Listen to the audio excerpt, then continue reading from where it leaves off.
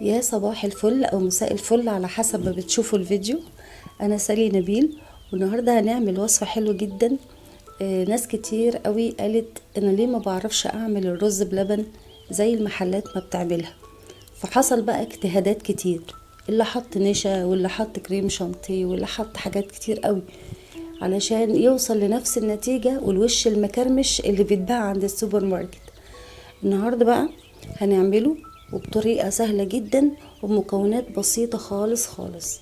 الاول انا عايزة افرجكم على الجمال دوت. انا عملت 2 طاجن بس في الفرن، يعني بعد ما سويته حطيته في الفرن عشان ياخد الوش الجميل اللي قدامكم دوت، وباقي الاطباق سبتها زي ما هي. عايزاكم بقى تتفرجوا على الشكل والمنظر الروعة ده، وبرضو الوش المكرمش اللي الناس كتيرة قوي كانت عايزاه، الكرمشة اللي بتبقى على وش الرز بلبن دي ناس كتيرة قوي عايزة توصل ليها وعايزة تعرف هي بتتعمل ازاي. هنعرفها دلوقتي وهنعرف ان هي سهلة جدا ان هي تتعمل ومفيهاش اي صعوبة. شايفين الاطباق كلها عاملة ازاي؟ يلا بقى عشان ما اطولش عليكم هنبدأ دلوقتي نعرف ايه هي المكونات بتاعتنا. يا دوبك بأربع مكونات هنقدر نحصل على النتيجة دي، وهنقدر نعمل رز بلبن احسن كمان من اللي موجود في المحلات. يلا بينا. اول حاجة عندي لتر لبن، كوباية رز، كوباية سكر، ومعلقتين من السحلب، وانا نخلتهم علشان اطلع منهم كل المكسرات اللي فيهم. يعني نخلت معلقتين كبار من السحلب علشان ما يبقاش فيهم اي مكسرات. دي كوباية الرز. اول حاجة بدأت بيها غسلتها وحطيتها في علبة من بتوع التلاجة علشان يبقى ليها غطا محكم يعني، وحطيت عليها لتر مية. انا نقعتها لمدة يومين، وطبعا كنت محتفظة بالعلبة وهي متغطية كده في التلاجة. ما تستغربوش من طول المدة لان ده هيسهل لنا حاجات كتير قوي. بعد اليومين اخدت الرز بالمية اللي فيه ورحت حطاهم في حلة ورفعتهم على النار. خلاص انا هنا مش عايزاه غير بس يغلي. هتتفرجوا دلوقتي ان النقع مش هيخلي الرز يقعد على النار اكتر من ربع ساعة بس.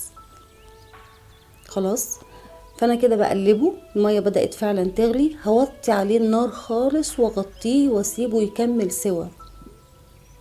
مش هياخد وقت كبير خالص، وهلاقي المية اللي فيه خلاص خلصت وهو شرب كل المية وما بقاش محتاج سوا تاني خالص. الموضوع ده ما اخدش اكتر من ربع ساعة تقريبا. خلاص هديله تقليبة كده اطمن ان هو شرب المية اللي فيه خالص، وبعد كده احط له لتر اللبن،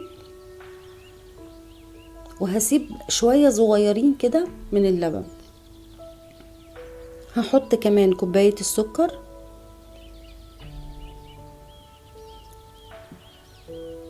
هقلبها بس شوية صغيرين واسيب اللبن يغلي براحته.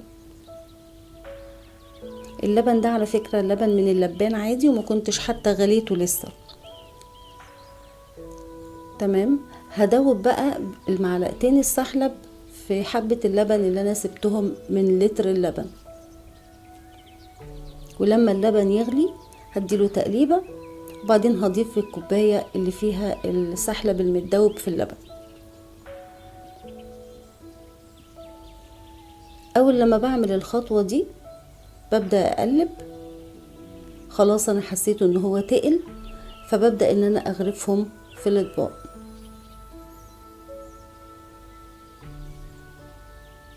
هغرف بقى كل الكمية واوريها لكم بعد كده. شايفين انا هنا لسه ما دخلتش الطواجن في الفرن، تحت الشواية بس تاخد لون، وبقيت الاطباق كلها لسه سخنة طبعا. هنا انا خلاص خلصت الطواجن، وهسيبهم بقى ساعتين بالظبط بره التلاجة لغاية لما الحرارة بتاعتهم تهدى خالص. طيب ازاي نخلي عليه الوش المكرمش ده؟ اول حاجة لازم يبقى فيه سوائل، يعني وانا بسوي خالص في اخر مرحلة باللبن لازم ما اخليش الرز يشرب كل اللبن قوي، لا يعني لازم اخلي نسبة اللبن اللي فوق الرز حلوة علشان خاطر هي دي اللي بتعمل الوش المكرمش. تاني حاجة زي ما قلت لكم، اسيبه يبرد ساعتين بره التلاجة، وبعدين ساعتين جوه التلاجة من غير ما اغطيه، وبعدين اغطيه وهو جوه التلاجة. هنا خلاص انا فعلا وقت التقديم، فخلاص بفك الغطا اللي عليه، غطيه باي حاجة، غطيه بستريتش راب، غطيه بورق فويل، اي حاجة عندك. طبعا يا جماعة مش عايزة اقول لكم بقى، معلقتين السحلب دول بيودوا الرز ابو لبن ده في حتة تانية خالص. يعني ولا بقى في كريم شانتيه ولا لبن بودرة ولا نشا ولا اي حاجة خالص من الحاجات ديت، ولا حتى احتجت ان انا احط شوية فانيليا او مية ورد او مستكة زي ما الناس بتحط. فعلا طالع طعمه تحفة جدا. وزي ما قلت لكم الوش المكرمش اللي انتوا بتحبوه قوي من السوبر ماركت ده، هي بس مجرد تكنيك صغير خالص في تبريد الرز بلبن، مش اكتر ولا اقل. هو ملوش علاقة بالمواد اللي انتي بتحطيها قد ما هو ليه علاقة بالتكنيك بتاع التبريد بتاع الرز بلبن، مش اكتر من كده. فهم 4 مكونات، وما تستغربوش الفترة الكبيرة اللي انا نقعت فيها الرز ده خلاه نزل كل المواد النشوية اللي فيه. ده اول حاجة. تاني حاجة، محتاجش اي وقت خالص على البوتاجاز.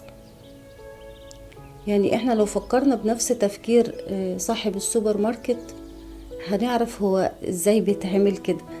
اول حاجة هو مش عايز يكلف نفسه كتير، وفي نفس الوقت يطلع منتج طعمه حلو زي اللي احنا بناكله.